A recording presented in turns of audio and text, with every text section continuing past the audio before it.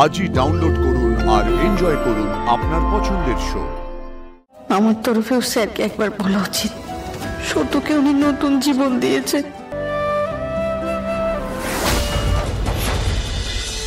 অপু কোথায় গেল? এতগুলো টাকা জোগাড় করলো, ওর থেকে কি করলো কিছুই তো ভুলছে না। ওই টাকাটা অপু জোগাড় করেনি। মানে এতগুলো টাকা অপু না জোগাড় করলে কে জোগাড় করলো? না মানে কিছু না। তুই জানলে আমাকে বল। আর্য স্যার সব ব্যবস্থা করে দিয়েছেন।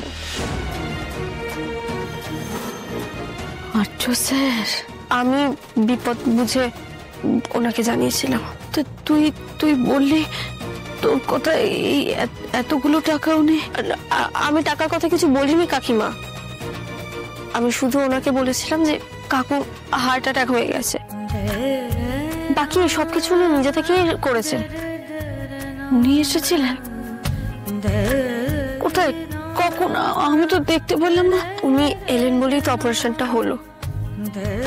তুই জানতিস মানুষটা এসেছিলেন, বাইরে আছে, তা আমাকে একবার বলবি না? দাঁড়া, আমি একবার যাই বাইরে, বুঝলে সেপালে আমি একটু কাকিমা, আমি তো অপুকে বলেছি, ও তো গেছে থ্যাংক ইউ বলতে। তুমি এখানেই থাকো, আবার কখন ডাক্তার ডাকবেন এসে। এই রুম্বা, আমাকে আবার ডিউটিতে যেতে হবে। অপু যতই বলুক, আমার তরফেও স্যারকে একবার বলা উচিত, সত্যকে উনি নতুন জীবন দিয়েছে, আমার স্মৃতির সিঁদুর রক্ষা করেছে। আমাকে এইটুকু কৃতজ্ঞতা ওনাকে জানাতেই হবে। সব ঋণ কি শোধ করা যায় অপূর্ণা? দেখি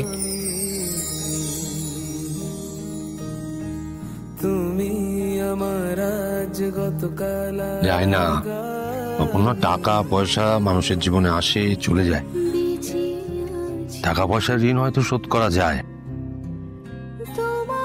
তো ভালোবাসার ঋণ শোধ করা যায় না।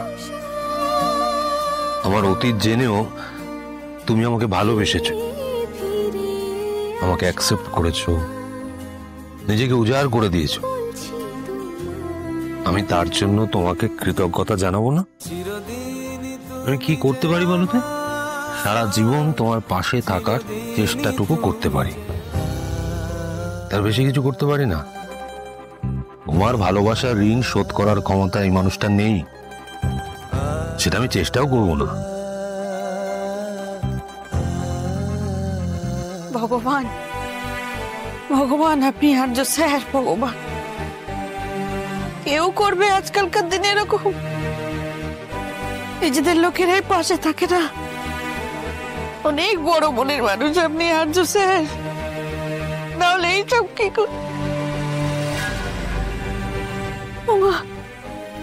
হয়তো। আর্য স্যার, আমি যাব, আমি আপনাকে গিয়ে ধন্যবাদ জানাবো স্যার।